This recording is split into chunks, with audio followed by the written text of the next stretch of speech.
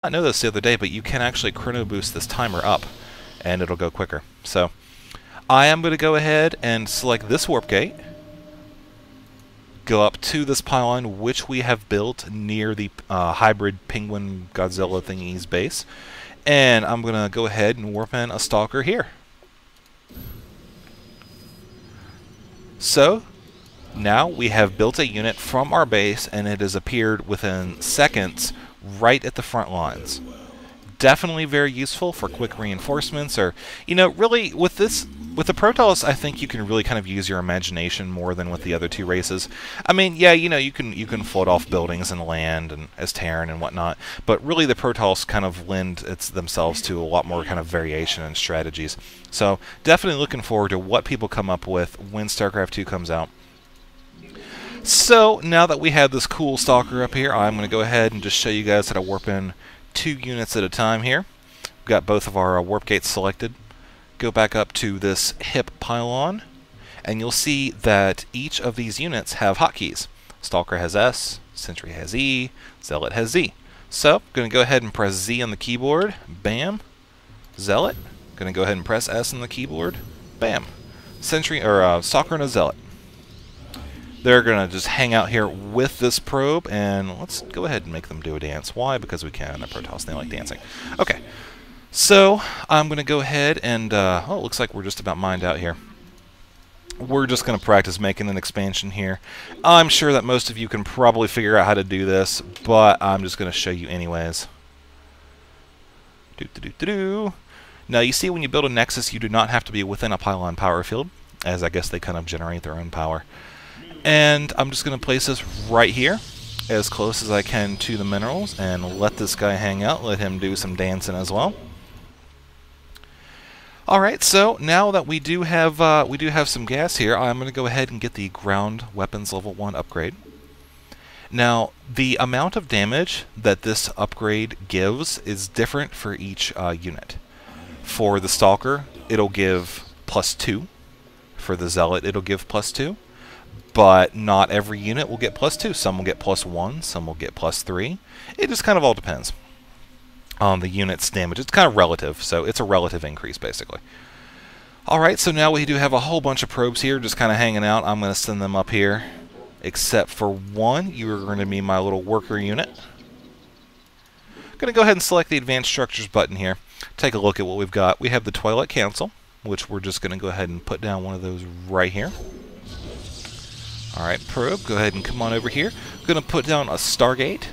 This is to build the air units. Alright, one more building we do need to cover here is the Robotics facility. And we're going to put this down here. And no, this does not warp in Japanese robots. I am sorry. The pros were very disappointed in that too. So, while we're waiting for these to build, I do want to make note that you will see a little button down here in the bottom right. Select all warp gates. You click this button, and it selects the warp gates automatically. This is very useful for, let's say you were doing, okay, you guys can stop dancing here. Let's say you guys are doing a massive attack right here, you know, stuff's going down, you need to get in here as quickly as possible to reinforce this probe, as he is not meant for fighting. You can go ahead and select the warp gate right here, and you can drop down a couple units. Let's say Sentry. Yeah, we'll make a Sentry. Alright. So now we do have kind of quick access. This will kind of save you some time from having to... okay, you guys can stop beating on a rock now.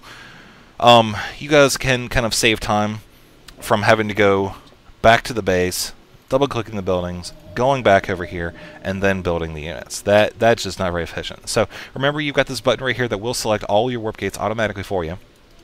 And you guys can go back to your routine there.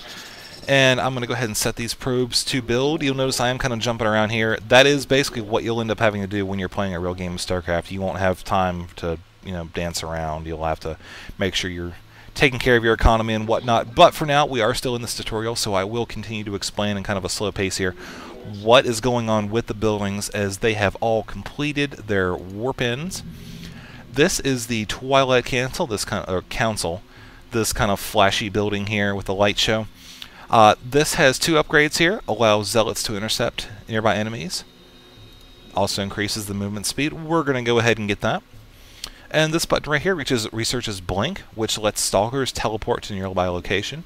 You'll see that when you select the stalker, this button is grayed out for now until you research it, at which point it will be available to you, the Protoss player. Alright, Probe, let's go ahead and build another pylon down here just because we can. You'll see that the hotkey is E, so I'm going to go ahead and click that. Build that. And one more just because I can. Alright, so moving along, we've got the Stargate here, this kind of big circle unit with the spinny inside circle things. Very descriptive terminology, I know. So we've got the Protoss here. Stargate, this is the Phoenix, kind of a light attack aircraft. Not something you generally want to go a full army of, as they would be pretty useless and clumsy, but that is okay because you're not going to do that. Or if you do, you're going to learn very quickly why you shouldn't. And then you've got the Void Ray. This is one of the more controversial new units in StarCraft 2. Some people say it's way overpowered, some people say it's way underpowered, and some people wonder why it just does not cook a cake. I do not have the answer for any of these questions, as this tutorial is not going to cover the controversy related to Void Rays. However, this tutorial will cover the building of the Void Ray, so I'm going to go ahead and do that. Okay, so now we have our Phoenix here. Like I said, this is the Protoss light aircraft. They do, you see, literally light. And it's also quite bright. Yes, I know. I am very observant. You'll see it is very quick, and it does have an ability, the Graviton Beam. And basically, I don't know if I can use it on my units. I can! You can see what it does! Oh my god, that's awesome! Okay, so anyways, you'll see that it did lift up this Stalker and dropped it back and probably broke its ankle or something. I don't know, that couldn't have been good.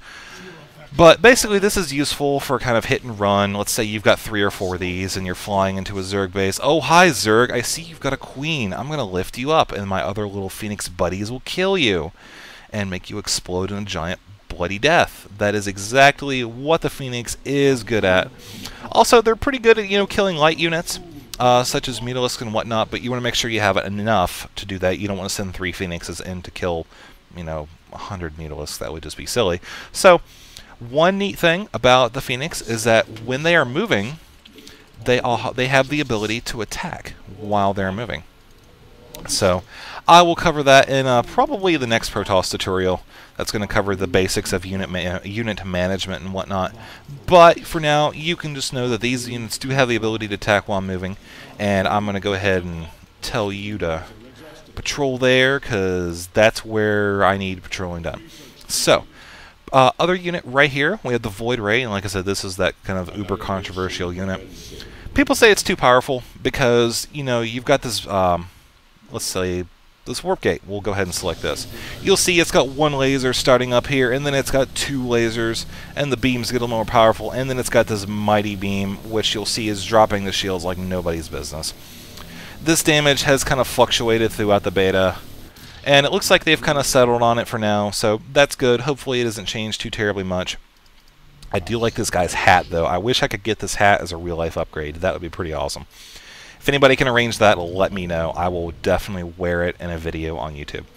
So, now you've seen the Void Ray here. I'm going to go ahead and send you and make you dance as well. All these Protoss light units like to dance. I don't know why. It's probably because I'm telling to, but that's beside the point. Okay, so, we've got the robotics facility here. Got a couple different units. One of which you should immediately recognize from StarCraft 1. It is the Observer. This is a unit that observes. I know. I had a hard time following the logic too, but that is okay because it does have a nice little descriptive blurb here. I'm going to go ahead and build pretty much one of everything. And while those are building, I'm just going to go ahead and give a quick explanation. Also set a rally point here because I can. Warp in, Warp Prism. This is kind of the Protoss transport. And it also has a really cool ability that turns it basically into a portable pylon, which you'll see in just a little bit.